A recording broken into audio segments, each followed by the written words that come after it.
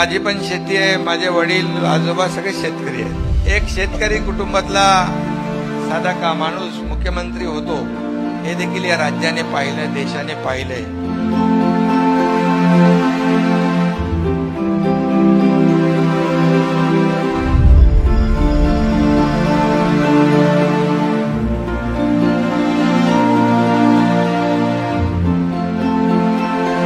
सगळ्यात महत्त्वाचा जो घटक आहे हा बळीराजा आहे आणि म्हणून आम्ही नेहमी सांगतो हे शेतकऱ्यांचं सरकार आहे, बरोबर आहे।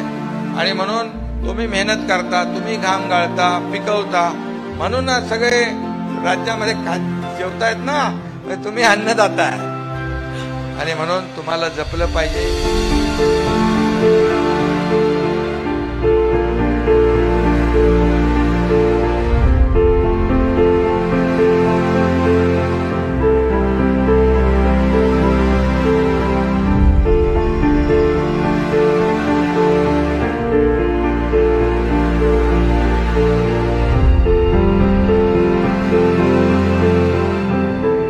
शेतकरी हा बळीराजा आहे, अन्नदाता आहे। हा अडचणीत असतो तेव्हा सरकारने त्याच्या मागे उभं राहायचं। आपले हिंदू हृदय सम्राट बाळासाहेब आपले सांगायचे, कुठे काही संकट आलं तर खचून जाऊ नका, बिलकुल त्याला संकटाचा मुकाबला करा।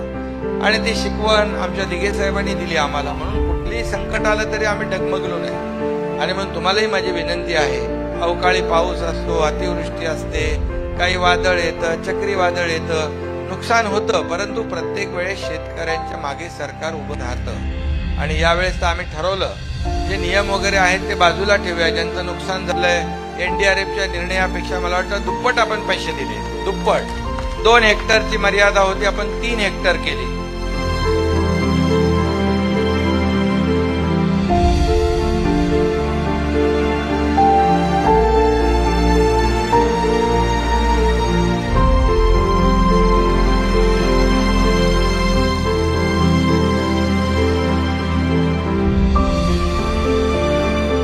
आता काल परवापर्यंत परतीच्या पावसामुळे झालेलं नुकसान तेही आम्ही सांगितलं।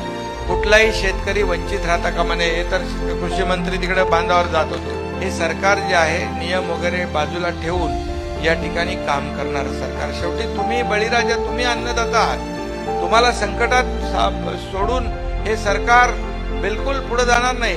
तुम्हाला सोबत घेऊन तुम्हाला न्याय देत सरकार हे पुढे जाणार आहे। बिलकुल आपण काळजी करायची नाही, आपण खचून जायचं नाही, आपण धीरोदात्तपणे येणाऱ्या कुठल्याही संकटाला आपण मुकाबला त्याचा करायचा आहे। कारण शेवटी हे सरकार जे आहे तुमचं सरकार आहे आणि तुमच्या सरकारमध्ये एक सर्वसामान्य लोक, शेतकरी कुटुंबातले लोक या सरकारमध्ये आहेत। त्यामुळे आपल्याला कुठेही हे सरकार वाऱ्यावर सोडणार नाही हा विश्वास आपण बाळगा।